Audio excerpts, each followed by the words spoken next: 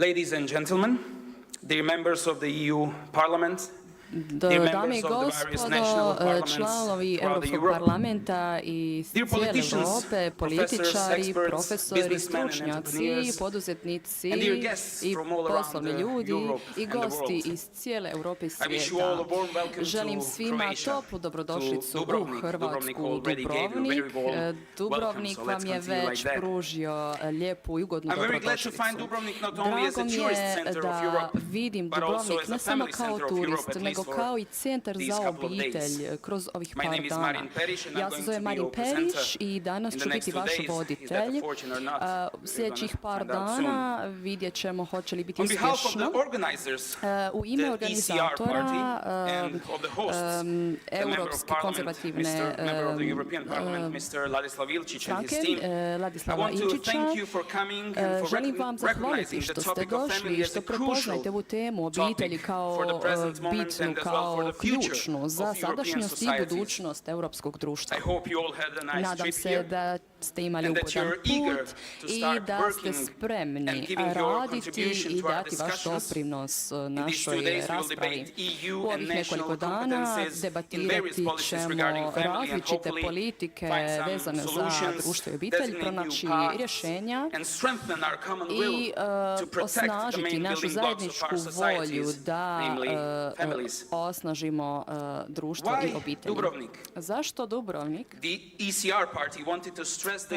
Naša stranka je htjela naglasiti važnost blizine naših susjeda i njihov doprinos susjednih zemalja.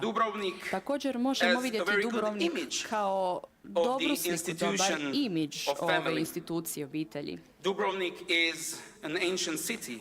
je drevni grad, grad obitelji. On je prekrasan, najviše zbog očuvanih zidova koji čuvaju njegov identitet. Njegov doprinos je prekrasan. Ne zbog zidina kao odjeljenosti, nego kao oblika koji definira njegov identitet, koji brani, štiti lokalce, njihovu djecu.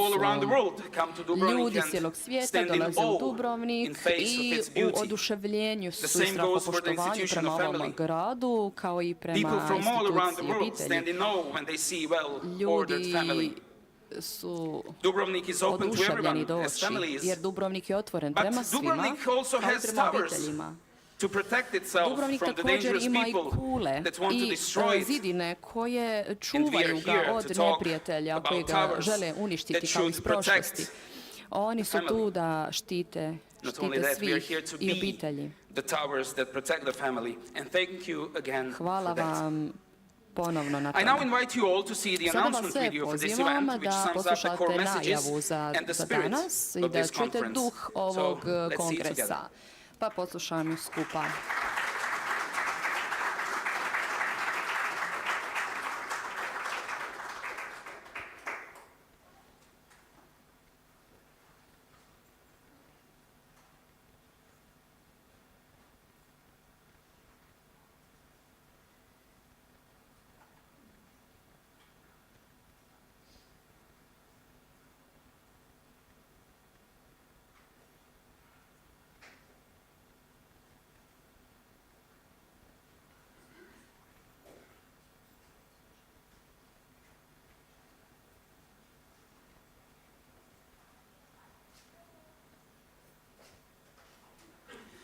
We have some technical problems and we will see this video a little later. Imamo malo tehničkih poteškoća, kasnije ćemo pogledati video.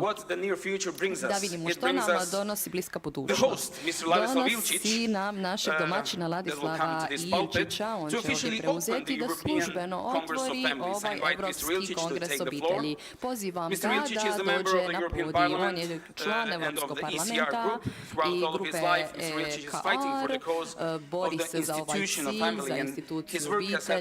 Njegov rad je imao velik utjecaj na politike u hrvatskom društvu. On je ne samo političar, nego je radio i u drugim sektorima za okoliš. On se ne zauzima samo za ove vrijednosti, nego ih on i Mr. Ilčić živi. will share Ima with you some ženu i introductory 6 remarks, djece. and he will also On have a će nam short dati neke uvodne live debate riječi i with imat će Eugenia Maria uživo Rocella, debatu sa Italian gospođom Minister for Marijom Family, Rocellom, Natality and koja je Equal ministrica Opportunities. Please obitelji, give them a warm nataliteta, welcome. jednakih Mr. prilika. Ilčić, the Molim mic vam, is yours. evo, srdačan pozdrav i pljesak za gospodina Ilčića. Thank you, Mari. Zapravo govorit ću hrvatski. Poštovane dame i gospodo, ladies and gentlemen, before I say hello, I would ask everyone to remember the time when you were a child, that moment when you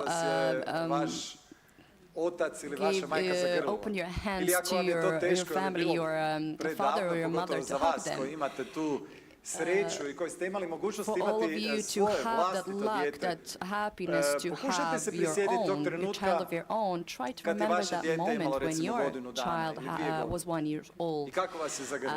How To je they bilo hugged jedno you.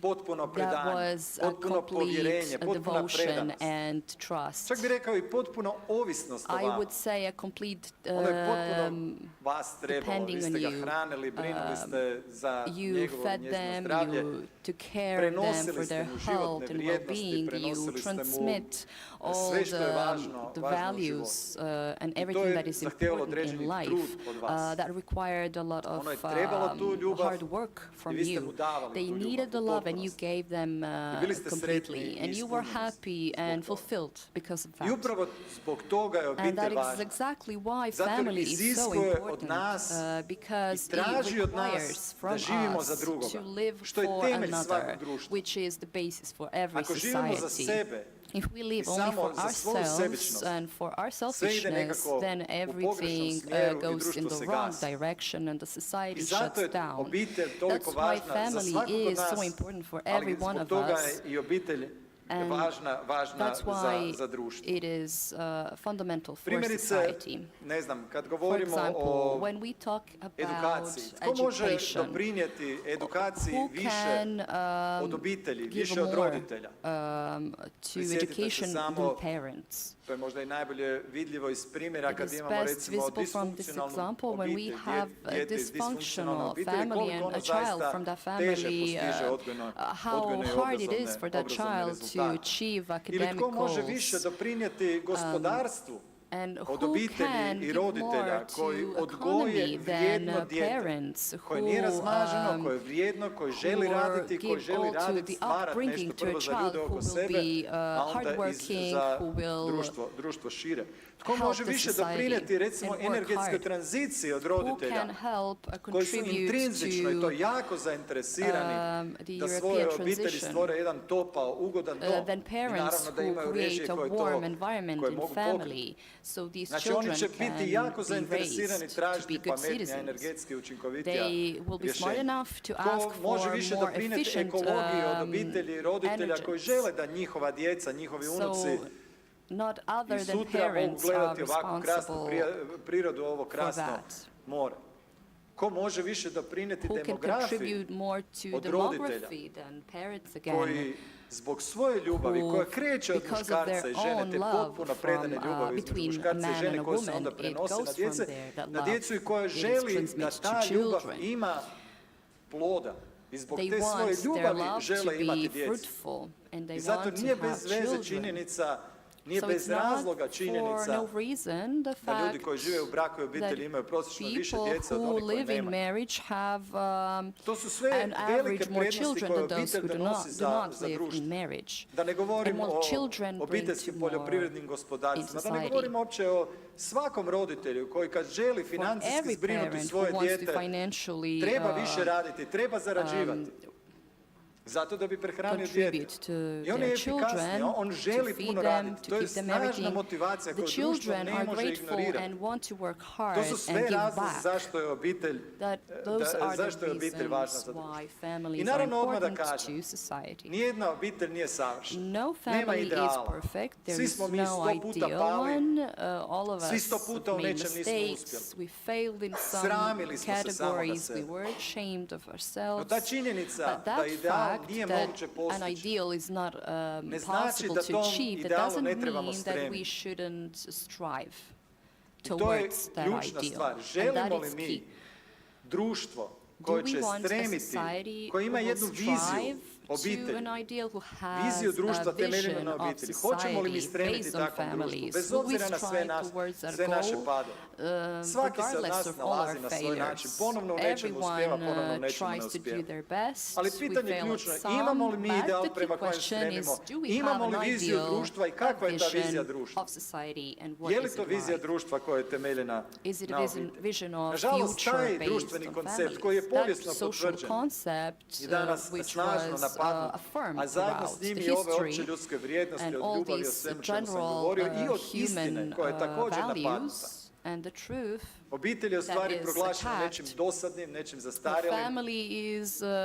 Promoviraju se nekakvi čudni društveni koncepti koji ne samo da obezvrijeđuju ljudsku osobnost pa i spolnost, od čega krenemo, da se obezvrijeđivala ljudska spolnost, pa onda i ljubav i svi odnosi oko toga, nego sad po novome i one temeljne sastavnice ljudske osobnosti koje su prirodno povezane, želi na neki način odvojiti i ide do te mjere da kaže da možeš biti, ne znam, po spolu muško, po rodu žensko. Naravno, mi kao konzervativci, kao kršćanski konzervativci, poštujemo slobodu svakog čovjeka da odabire svjetonazor i svoj životni put.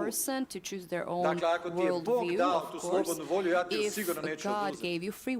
Međutim, ta činjenica da postoji sloboda izbora ne znači da je svaki izbor jednako vrijedan. I za čovjeka i za društvo. Mi kao društvo moramo tražiti što donosi te bolje rezultate za društvo. Prije 10 ili 20 godina mi smo znali da ti progresivni, takozvani progresivni društveni koncepti su suštinski loši. Svatko tko je teoretski želio razmisliti je vidio da su oni suštinski pogrešni.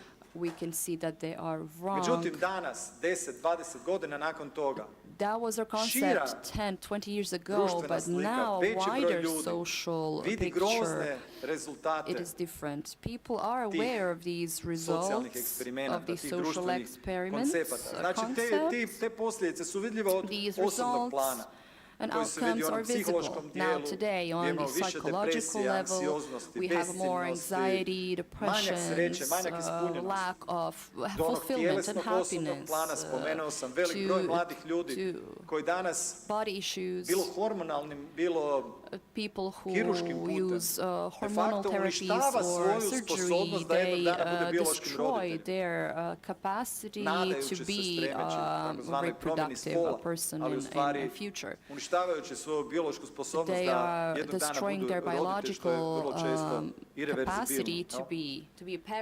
A zatim tu su naravno i posljedice za društvo. Prvo, poremećeni odnosi, nesposobnost stvaranja odnosa. Znači tu ta sebičnost, individualizam je toliko napredovala da kod ljudi smanjena sposobnost uopće stvaranja odnosa sa drugima, a pogotovo dugotrajnih odnosa koji traže određeni trud, koji traže nekakvu žrtvu, o čemu se valjda danas uopće ne smije govoriti. Iako svi znamo da ovaj koncept obitelji koji zahtijeva ljubav, koji zahtijeva tu žrtvu, za razliku od ovog koncepta koji je temeljen na užitku, ovaj prvi koncept u konačnici čovjeka i dugotrajno puno više usrećuje i ispunjuje.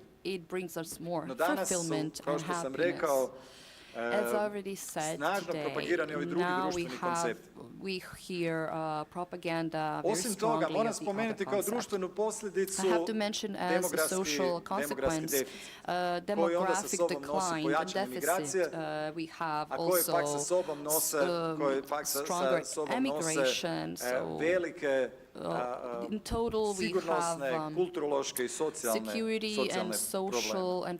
probleme. No, unatoč svim tim posljedicama, ti se društveni koncepti i dalje snažno propagiraju. U stvari ne samo da se propagiraju, nego se nameću.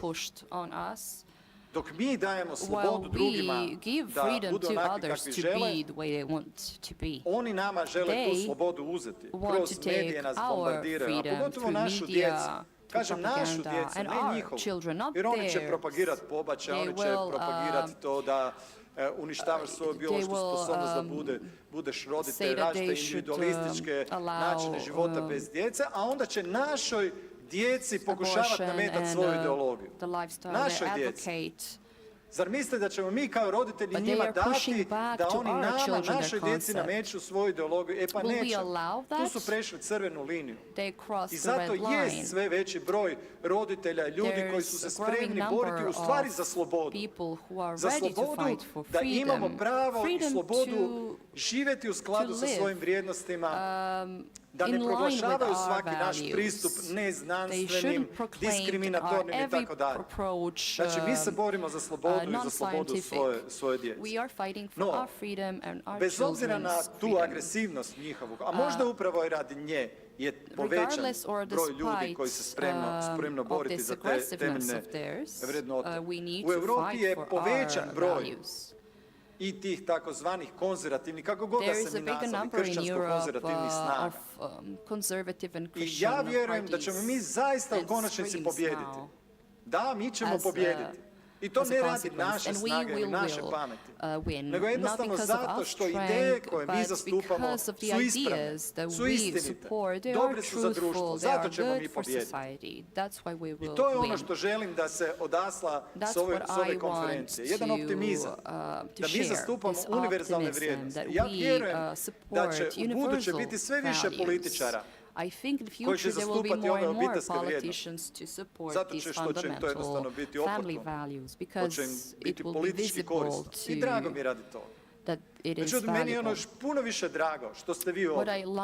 Ljudi koji zastupaju te vrijednosti, zato jer vjeruju u njih, bez obzira jesu li u vladi ili nisu u vladi, jesu li zbog toga manje ili više popularni, jednostavno zato jer vjeruju u njih.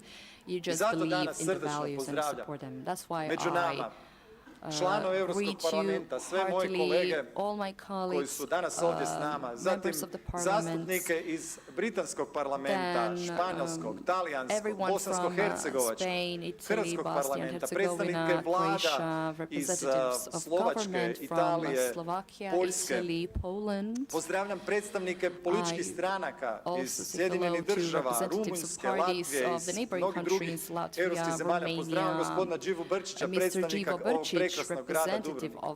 I pozdravljam svakako sve vas ovdje, pogotovo gospodina Briana Browna. Especially Mr.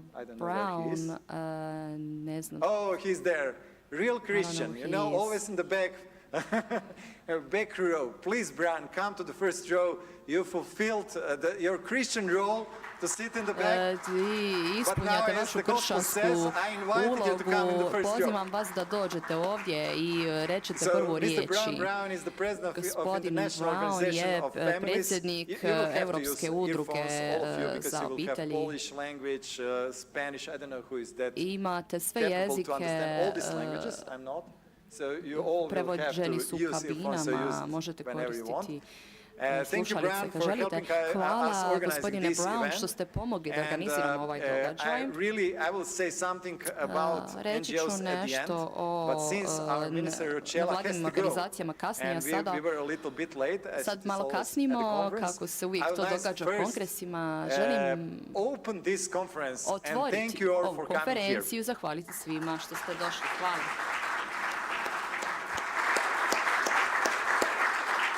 And now I hope that we have Mrs. Nadam se da imamo gospođu Ročelu ovdje. Imamo je. Oprostite što malo kasnimo, znate kako to ide na konferencijama. Nismo uvijek u kašnjenju kao što nekad Italijani jesu, ali drago nam je da ste tu sada s nama.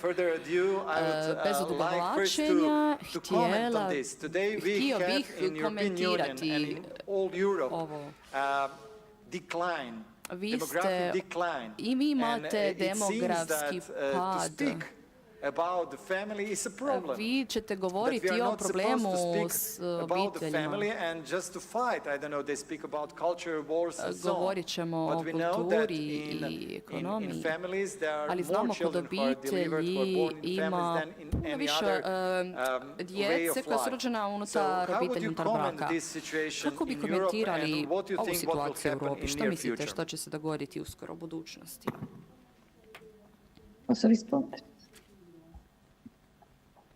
Good morning, everyone, and congratulations for your initiative.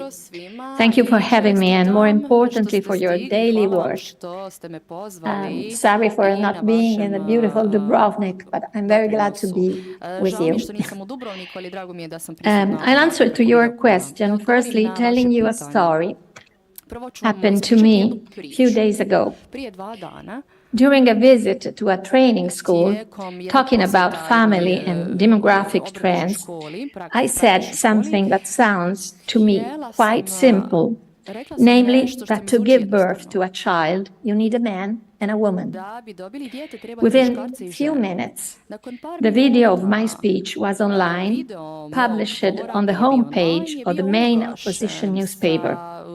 The title was "The Case." In a nutshell, saying that you need a man and a woman to give birth was an issue, a case. Despite everyone knows that even the in vitro fertilization cannot be managed without the genetic materials from a man and a woman. Anyway, my statement went viral on social media. It became a news, even if it shouldn't have to. I think that this story is indicative of the rampant cultural context that we are experiencing. Family has been under an ideological attack for quite a long time now, creating an unfavorable cultural environment all around, spreading the idea that family is home to restriction of individual freedoms, to unhappiness, and even to violence. Perhaps it is not surprising that the entire Europe is currently under its replacement rate, and that the rest of the world, in the rest of the world, the fertility rate is constantly decreasing. The second half of the 20th century, particularly in the 60s, was marked by a high fertility rate. It was described as a demographic bomb, meaning that a growing population was a social threat. In that period, for instance, the UN rewarded the only child policy promoted by China.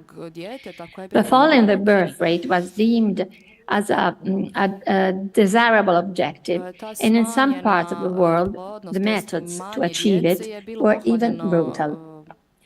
Meanwhile, the cultural deconstruction of family has worsened.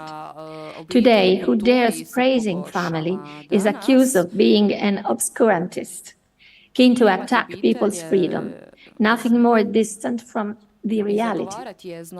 The truth is that the situation stems from a vision of the world in which the human being is not central anymore. I think that this is the real link between the demographic issue and the attack to family. A vision that aims to homologate people rather than to accept them. A vision that is disguised into a liberal shape, but actually refuses diversity. A vision that proposes itself as supportive, but in effect is trying to impose an orthopedic brace to what is simply human and so imperfect. We have already experienced this ideology in other periods of history in the social field. Today, it applies to the anthropological field, a trajectory that is going through a different path, but is leading towards the same goal, to impose a straitjacket to human liberties. It is from these ideas that the attempt to family comes. On the contrary, family, with all due respect for any people's way of life, remains the most ideal place to develop relationships based on solidarity, to conceive and raise future citizens. Many have tried to find a better way, but it does not exist a better one. We love humanity, we believe in people, we trust people, and we want to believe in them. This sentiment is enshrined in every scope of our action. We think that people are capable of preserving the environment. We believe that human relations represent the connective tissue of society, of our times, as well of all times. Sometimes it is said that we, conservatives, carry on an illiberal vision, disrespectful of individual choices and diversity. I would rather affirm that it is quite the opposite. We have nothing to do with the 5-year plans, with the models imposed by the state. We only wish to keep preserving that framework of relationships within which people's freedom could better express itself, without forgetting concepts of responsibility towards the others, solidarity, aiming at fighting the increasing loneliness of our time. This is why we are at the front line to bring back on the political agenda of our countries and of Europe the issue of family and natality. We are carrying out this task in Italy with the Meloni government, and in Europe we are advancing our objectives thanks to the great work of the conservatives. I hope that next year we shall be even more protagonists of the construction of a future on a human scale of our future.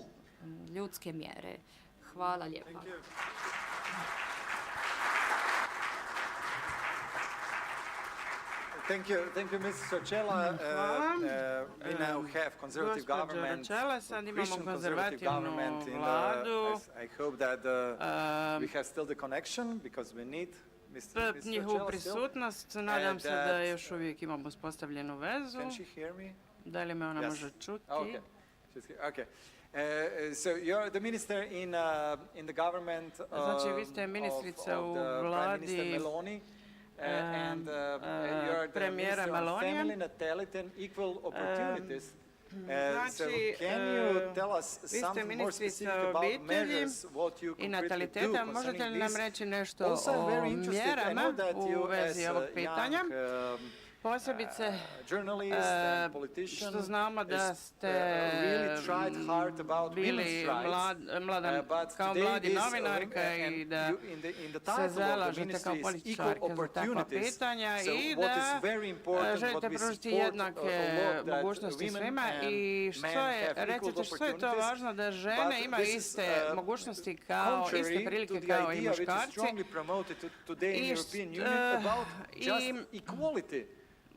odnosno o pravednoj jednakosti. Dakle, muškarci i žene su jednaki i trebali bi imati iste prilike i mogućnosti. Možete li nam reći nešto o mjerama? As our commitment is embedded in the name of the ministry that I lead, family, natality and equal opportunities. That doesn't mean does mean the respect of the difference. The three areas strictly connected between each other. Family, for a long time neglected in Italy, must be assisted both through economic and organizational aids and through a new cultural context, more favorable and friendly. The recovery of natality is a must if we want our country and the entire Europe to have a future. Not only in terms of social sustainability, but also in terms of creativity, hope, and innovation capacity. Equal opportunities, lastly, represents one of the principal levers to lift our society.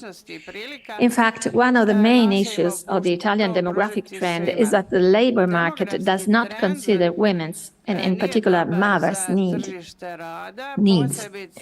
Statistics reveals that Italian women wish to have 2 children each, on average. If they cannot fulfill their dreams, it is because maternity often means renouncing to self-realization on professional and personal level. As we love people's freedom, we want that couples, and in particular women, could be free to decide to have children without being forced to give up their work, career, or opportunities. Family and children have been a priority since the very first day of our government. We are committed to a change of direction, to invert the course of public policies that so far have not only been unfavorable, but often even hostile to family and parenthood.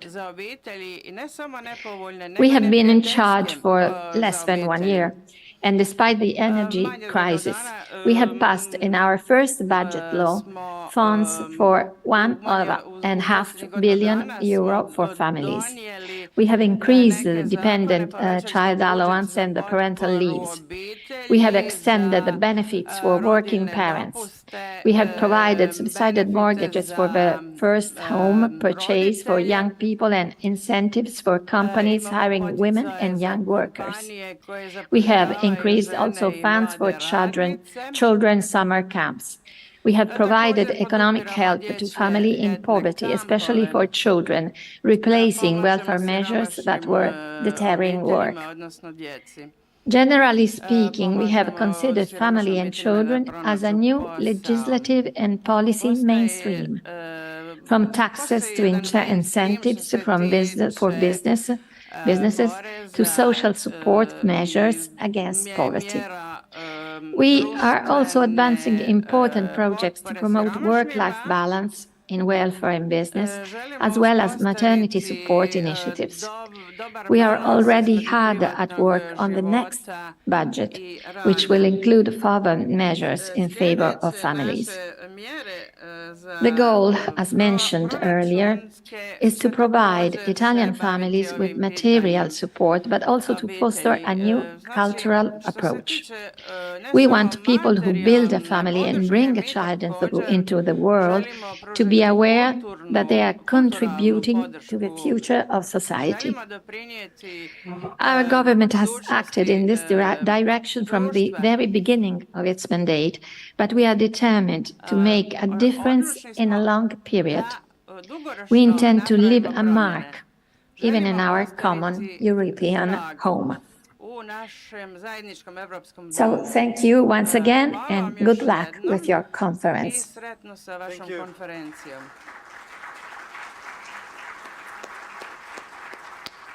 Thank you, Mrs.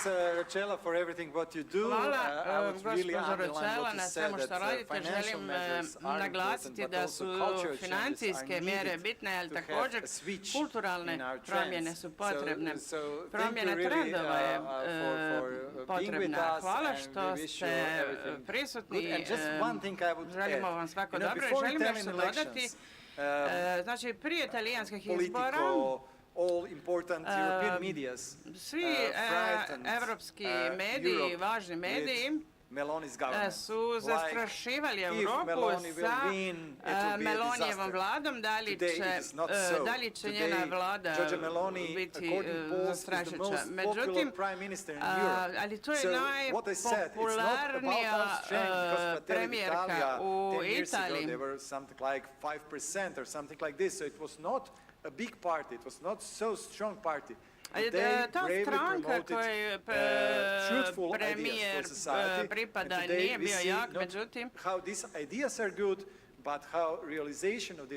vidjeli smo kako ideje mogu prijeti uspjehu programa neke političke stranke, odnosno kako mogu doprinijeti napretku društva. Sad bih završila svojim uvodom. Spomenuo sam predstavnike nevladinih organizacija u Briselu, nevladine organizacije. Rekao bih, svi su pod stresom kad se to spominje. Oni sami sebe nazivaju nevladinim organizacijama, NGO na engleskom.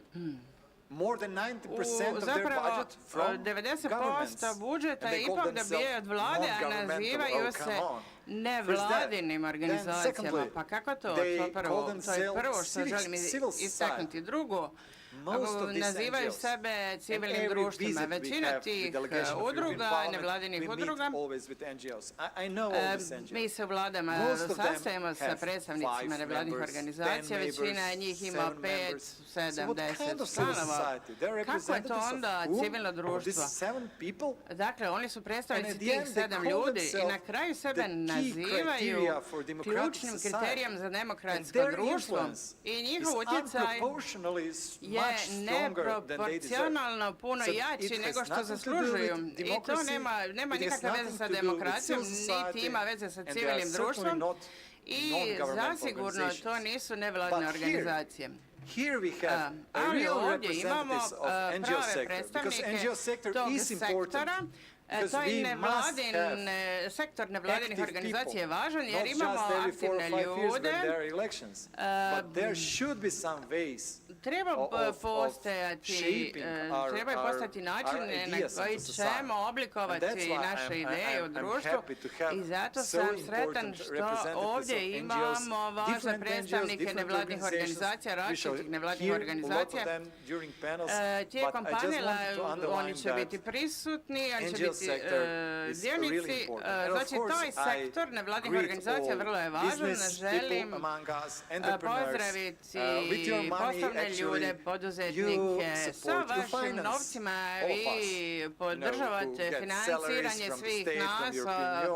Znači, oni koji dobijaju plaću od Evropske unije, od svojih vlada. Želim naglasiti da vam zahvaljujem što stvarate nova dobra i zapravo pokrećete društvo na taj način. I na kraju želim pozdraviti svih vas koji želite promicati ovaj koncept društva koji se temelji na obiteljskom životu, dakle u vašem osobnom društvu, ali također i u društvu. Želim pozdraviti predstavnike medija koji su za nas važni. A ponekad oni nas prikažu smiješnima, ali mi smo naviknuti na to, volimo tu igru, nećemo odustati zbog toga. I radujemo se pluralističkom društvu gdje neće biti prijetnji zbog želje da se ograničava sloboda, da se govori što se želi zbog diskriminatornih govora, zbog govora mržnje. Mi ćemo se boriti za slobodu, borit ćemo se za pluralističko demokratsko društvo. Hvala.